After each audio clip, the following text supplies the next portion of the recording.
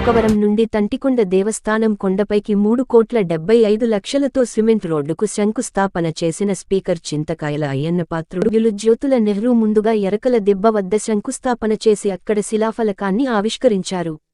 అనంతరం తంటికొండ దేవస్థానం మాజీ చైర్మన్ బదిరెడ్డి అచ్చెన్నదొర ఇంటి వద్ద తేనెటి విందు స్వీకరించి తర్వాత ఘాట్ రోడ్డు వద్ద మరో శిలా పథకాన్ని ఆవిష్కరించి అనంతరం కలియుగ ప్రత్యక్ష దైవం శ్రీదేవి భూదేవి సమేత వెంకటేశ్వర స్వామి గారికి ప్రత్యేక పూజలు నిర్వహించి తీర్థప్రసాదాలు స్వీకరించారు.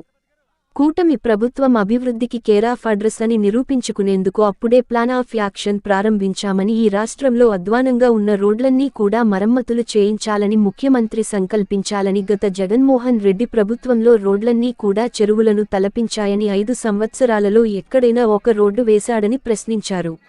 జగ్గంపేట నియోజకవర్గంలో తొలి ప్రయత్నంలోనే వెంకటేశ్వర స్వామి వారికి 3,75,00,000 రూపాయలతో దాదాపు 4 కిలోమీటర్ల మేర రోడ్డుతో అభివృద్ధి పనులు ప్రారంభించిన జ్యోతుల నెహ్రూ ఇప్పుడు నియోజకవర్గ అభివృద్ధికి కృషి చేసే వ్యక్తి అని, అటువంటి వ్యక్తి పరిపాలనలో జగ్గంపేట నియోజకవర్గం మరింత అభివృద్ధి పథంలో నడుస్తుందని స్పీకర్ అన్నారు.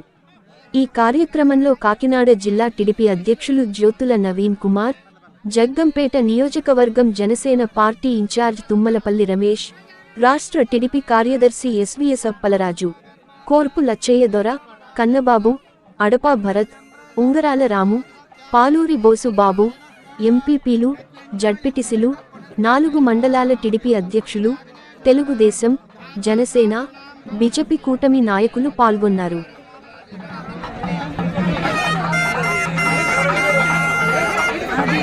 Gracias.